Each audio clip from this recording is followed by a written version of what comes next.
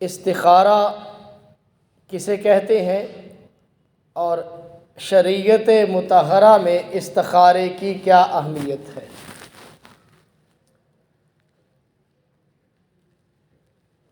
رسول پاک صلی اللہ علیہ وآلہ وسلم کی ذات اقدس نے استخارہ صحابہ رضوان اللہ علیہم اجمعین کو سکھلایا۔ رسول پاک صلی اللہ علیہ وسلم کی ذات اقدس نے جیسے قرآن کریم فرقان حمید کی صورتیں اور قرآن سکھلایا، ایسے صحابہ رضوان اللہ علیہم اجمعین کو استخارے کا طریقہ سکھلایا۔ استخارے کی روایت بخاری، مسلم، مشکات اور دوسری حدیث کی کتابوں میں موجود ہے۔ استخارہ کہتے کسے ہیں؟ اللہ تعالیٰ سے خیر کو طلب کرنا، یعنی جلب منفعت، نفع کی چیز کو اللہ تعالیٰ سے لینا اور دفع مضرت جو نقصان کی چیز ہے اس سے بچنا، اس کے لیے استخارہ کیا جاتا ہے۔ کوئی آدمی کام شروع کرنا چاہتا ہے، اس کام میں اسے سوجھ بوجھ نہیں ہے وہ کام کروں یا نہ کروں، اب لا الہ الا اللہ ولا الہ الا اللہ، نہ ادھر کا فیصلہ ہو رہا ہے نہ ادھر کا ہو رہا ہے، اب کیا کرے؟ اس کے دو طریقے ہیں، ایک ہے استخارہ کرنا، اللہ تعالیٰ سے خیر کو طلب کرنا، ایک ہے مشورہ کرنا۔ استخارہ اللہ تعالیٰ سے کرے گا اور مشورہ جو کام کرنا چاہتا ہے اس فن کے کسی ماہر سے اس کا مشورہ کرے گا، تو وہ کام اچھے طریقے سے خیر و اسلوبی سے اپنے اختتام کو پہنچے گا انشاءاللہ۔ اللہ تعالیٰ اسے اچھے طریقے سے مکمل فرما دیں گے۔ لیکن اگر یہ آدمی استخارہ جیسے آج کل رواج چل رہا ہے کہ فلاں مولوی صاحب جی استخارہ کر دیں، فلاں استخارہ کر دیں، بھی ایسا کوئی چکر نہیں ہے شریعت میں۔ صاف بات ہے، یہ سارے کا سارا ایک دھندا ہے جو چل رہا ہے استخارے والوں کا۔ شریعت میں ایسا کوئی نہیں ہے۔ رسول پاک صلی اللہ علیہ وسلم کی ذات اقدس نے استخارہ سکھلایا ہے کہ یوں استخارہ کیا جائے۔ اب وہ استخارہ جس بندے نے کام کرنا ہے استخارہ بھی اسی نے کرنا ہے، کسی اور نے نہیں کرنا۔ کام کسی اور کا ہے اور استخارہ کوئی اور کر رہا ہے، اور مختلف استخارے چلے ہوئے ہیں مارکیٹ میں۔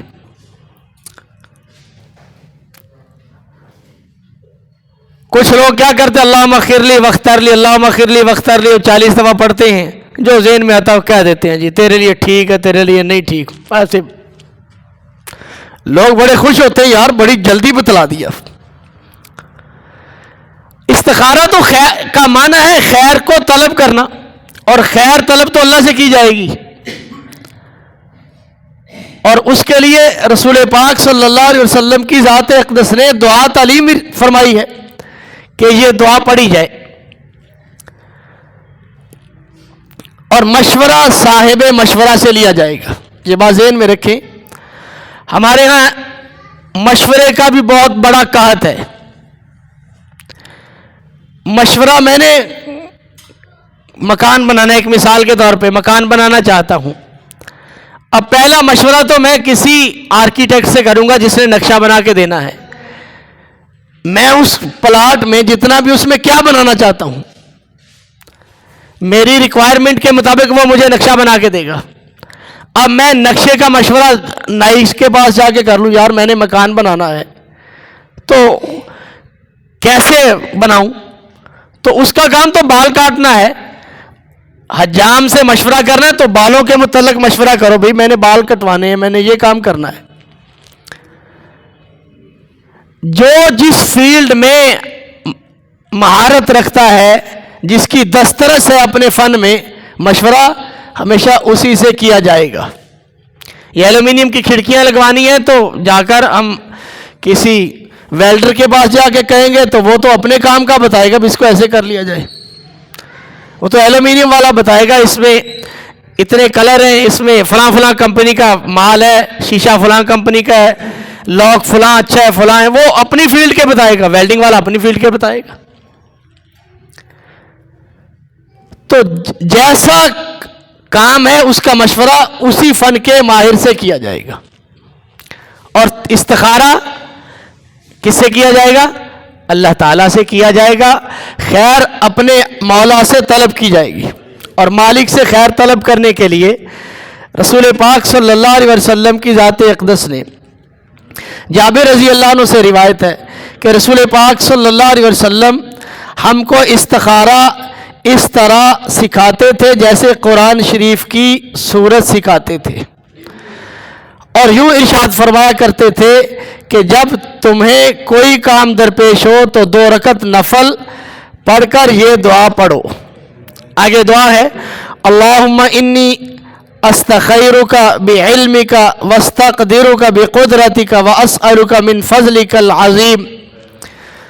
یہ اللہ تعالیٰ سے بندہ مانگ رہا ہے کہ اے اللہ میں تیرے علم کے ذریعہ تجھ سے خیر مانگتا ہوں، اور تیری قدرت کے ذریعہ تجھ سے قدرت طلب کرتا ہوں، اور تیرے بڑے فضل کا تجھ سے سوال کرتا ہوں، کیونکہ بلا شبہ تجھے قدرت ہے اور مجھے قدرت نہیں، اور تو جانتا ہے اور میں نہیں جانتا، اور تو غیبوں کو خوب جاننے والا ہے۔ اے اللہ اگر تیرے علم میں میرے لیے یہ کام میری دنیا اور آخرت میں بہتر ہے تو اس کو میرے لیے مقدر فرما اور آسان فرما، پھر میرے لیے اس میں برکت عطا فرما، اور اگر تیرے علم میں میرے لیے یہ کام میری دنیا اور آخرت میں شر ہے تو اس کو مجھ سے اور مجھ کو اس سے دور فرما، اور میرے لیے خیر مقدر فرما، جہاں کہیں بھی ہو پھر مجھے اس پر راضی فرما دے۔ یہ روایت بخاری، مسلم، مشکات اور دوسری کتابوں میں موجود ہے۔ یہ استخارے کا طریقہ ہے، یہ دعا پڑھ کے اپنے بستر پر سو جانا ہے۔ اب اس میں لوگوں کے ہاں یہ ہے کہ خواب میں کوئی چیز نظر آئے گی جی، بعضوں نے لکھا ہے اگر سبز چیز نظر آئے تو وہ اس کے لیے اچھی ہے، سرخ رنگ کی کوئی چیز نظر آئے تو وہ اچھی نہیں ہے۔ صرف یہی نہیں ہے، بس اوقات تو اللہ تعالیٰ پوری رہنمائی فرما دیتے ہیں، وہ مالک ہے چاہے رہنمائی فرما دے، اور بس اوقات اللہ تعالیٰ دل کو مطمئن فرما دیتے ہیں کہ اس کا دل مطمئن ہو جاتا ہے یہ کام میرے لیے ٹھیک ہے، میں اس کو کر لوں، اور اس کے اسباب بھی مہیا کر دیتے، جیسے مجھے اس کام میں خیر عطا فرما دے تو وہ مالک ہے، پھر اگر اس کے لیے بہتر ہوگا تو وہ اس کام تک اس کو کروا دے گا وہ کام، اور اگر بہتر نہیں ہے دنیا اور آخرت دونوں قیدی ہیں، اگر میری دنیا اور آخرت کے لیے بہتر نہیں ہے تو اس کام کو مجھ سے دور فرما دے، اس کے شر سے مجھے دور فرما دے، اس کو مجھ سے دور فرما دے۔ تو اللہ تعالیٰ اس کے ایسے اسباب پیدا فرما دیتے ہیں کہ وہ کام انسان کرتا ہی نہیں ہے، کیونکہ مالک کے حوالے کر دیا ہے، خیر اللہ سے طلب کی ہے۔ تو یہ تو ہے استخارے کا مسنون طریقہ جو رسول پاک صلی اللہ علیہ وسلم کی ذات اقدس نے سکھلایا ہے۔ لیکن ہمارے معاشرے میں آج لوگ خود کچھ نہیں کرنا چاہتے، بالکل نہیں کرنا چاہتے، کہتے ہم کچھ نہیں کریں گے۔ فلاں مولوی صاحب کو فون کیا، مولوی صاحب یہ رشتہ ہے میں کر لوں، یہ کام ہے میں کر لوں، وہ کہتے ہیں کل بتا دوں گا یا تھوڑی دیر بعد بتا دوں گا۔ وہ کوئی نہ کوئی ایسا غیر شرعی کام جیسے اللہم خیر لی واختر لی یہ پڑھا اور کہہ دیا جی یہ کر لے، یا کہہ دیجیے نہ کرو، یہ رشتہ تیرے لیے بہتر ہے یہ نہیں بہتر۔ شریعت نے جو ضابطہ بتلایا ہے وہ یہ ہے کہ جس کا کام ہے وہ خود استخارہ کرے گا، وہ خود اللہ سے خیر طلب کرے گا، کوئی دوسرا کیسے کر سکتا ہے؟ لیکن ایسے ایک رواج چلا ہوا ہے، خود لوگ کرنا نہیں چاہتے، اور استخارے کی دعا تو مسنون دعاؤں میں مل جاتی ہے، وہ مسنون دعائیں کہیں سے بھی لے لو، اس میں یہ دعا موجود ہے، وہ دعا پڑھیں۔ دیکھ کے پڑھ لیں، نفل پڑھ کے درود پڑھیں، یہ دعا پڑھیں اور اللہ تعالیٰ سے خیر طلب کر کے سو جائیں. 1 رات 2 رات 3 5 7 کریں آپ. لیکن ایسا کوئی استخارہ نہیں ہے شریعت میں کہ جی تھوڑی دیر بعد اس کا جی یہ کر لو جی ٹھیک ہے جی. اور استخارہ ہمیشہ خیر کے کام میں کیا جاتا ہے، گناہ کے کام میں استخارہ نہیں کیا جاتا. کوئی گناہ کے کام میں استخارہ کرے تو گناہ کے کام میں استخارہ ہے ہی نہیں، کرے گا تو پھر اس کا وبال آئے گا اس کے اوپر. ایک ہو گیا استخارہ. دوسرا مشورہ. کسی بھی کام کے کرنے میں یا تو آپ پہلے ہی اس فن میں ماہر ہیں تو آپ کے لیے فبیہ، لیکن پھر بھی آپ اللہ تعالیٰ کی ذات عالی سے خیر طلب کر لیں گے تو آپ کے لیے بہتر ہو جائے گا. خیر تو اللہ سے طلب کرنی ہے. اور اگر خود بھی ماہر ہے اس فن میں، سارے اس کی اونچ نیچ کو سمجھتا ہے، باریکیوں کو سمجھتا ہے اور سمجھتا ہے کہ میں کر لوں گا، تو اس کو چاہیے کہ استخارہ کرے. ایسے نہ کرے، اپنی مرضی نہ کرے. استخارے کا مطلب کیا ہے کہ اے اللہ میں تجھ سے خیر کا طالب ہوں، مجھے خیر عطا فرما دے اور شر کو مجھ سے دور فرما دے. ہو سکتا ہے اسی کام میں کچھ پہلو ایسے ہوں جو اس کے لیے نقصان دہ ہوں، تو جب یہ دعا کرے گا تو اللہ تعالیٰ ان پہلوؤں کو جو اس کے لیے نامناسب ہیں دین و دنیا کے اعتبار سے، انہیں اللہ تعالیٰ اس سے دور فرما دیں گے یا اسے اس سے دور فرما دیں گے. دوسرا مشورہ ہے، اور مشورہ کے متعلق تو پوری سورہ قرآن پاک میں سورہ شورى نازل ہوئی ہے. اور مشورے کا حکم سید الاولین والآخرین حضرت محمد مصطفیٰ احمد مجتبیٰ صلی اللہ علیہ وآلہ وسلم کی ذات اقدس کو اللہ تعالیٰ فرما رہے ہیں کہ آپ ان سے مشورہ کر لیا کریں. رسول پاک صلی اللہ علیہ وسلم کی ذات اقدس صحابہ سے مشورہ لیتے تھے.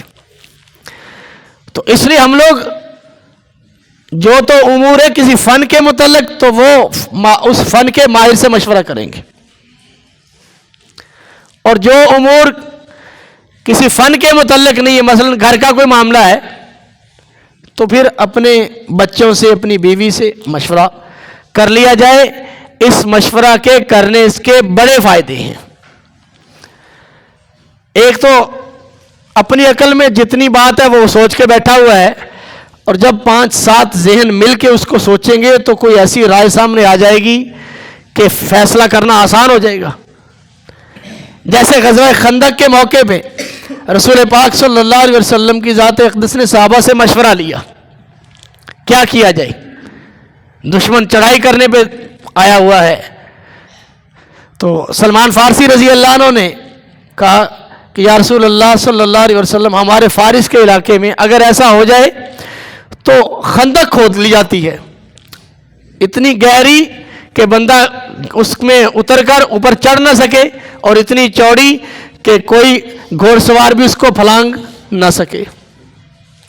رسول پاک صلی اللہ علیہ وسلم کی ذات اقدس کو مشورہ بڑا پسند آیا، تو آپ صلی اللہ علیہ وسلم کی ذات اقدس نے خندق کھدوائی مدینے کے ارد گرد، اور اس غزوے کا نام ہی غزوہ خندق پڑ گیا. اب یہ اتنی اچھی رائے مشورے سے سامنے آئی. بس اوقات یہ ہوتا ہے کہ ایک آدمی کے بارے میں سمجھ رہا تھا یہ بڑا اچھا آدمی ہے، نیک ہے، بڑا سلجھا ہوا ہے، اور دوسرے گھر کے افراد اس کو اور پہلو سے بھی جانتے ہیں، تو وہ مشورے میں بات آ جاتی نہیں اس کا یہ معاملہ ٹھیک نہیں ہے، اس نے فلاں جگہ پہ میں نے دیکھا تھا فلاں سے جھگڑا کیا تھا، یہ آدمی بدتمیز ہے، فلاں جگہ اس نے بدتمیزی کی تھی. تو جب مشورہ کیا جاتا ہے تو گھر کے اندر مشورہ جو لینے والا ہے اس کے سامنے سب کی رائے آ جاتی ہے، اس سے فیصلہ کرنا آسان ہو جاتا ہے، اس میں اللہ تعالیٰ خیر ڈال دیتے ہیں. تو اس لیے استخارہ کرنا ہے تو جس کا کام ہے وہ خود اپنے مالک سے استخارہ کرے گا، اور استخارے کی دعا جو مسنون ہے، جو روایات میں آئی ہے، وہ خود پڑھے گا. اور مشورہ اگر تو کسی فن کے متعلق ہے تو اس فن کے ماہر سے مشورہ کیا جائے گا کہ اس فن کے ماہر کیا کہتے ہیں. اور اگر فن کے ماہرین سے متعلق نہیں ہے، ہمارے ہاں ایک بڑی عجیب سی بات ہے کہ کوئی بندے کو بیماری ہو, آپ کسی سے تذکرہ کریں, ہر بندہ آپ کو کوئی نہ کوئی نسخہ دے دے گا, اور وہ بیچارہ نسخے استعمال کرتا کرتا آخر وہ دنیا سے ہی چلا جائے گا.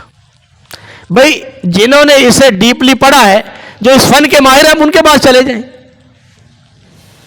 وہ بیچارے 20 25 سال پڑھ کے اور اتنے سال تجربات کر کے, جن کے پاس ہزاروں اور 100 کے اعتبار سے مریض آ رہے ہیں, جو ان کا سوچ کا لیول ہے اور وہ جو ان کا تجربہ ہے, وہ ہمیں مشورہ صحیح دے گا, یا ہم بیٹھے حجام سے مشورہ کر رہے ہوتے, نائی سے یا موچی سے, یار ہے مسئلہ یار کی کریے, وہ کوئی نہ کوئی نسخہ دے دے گا.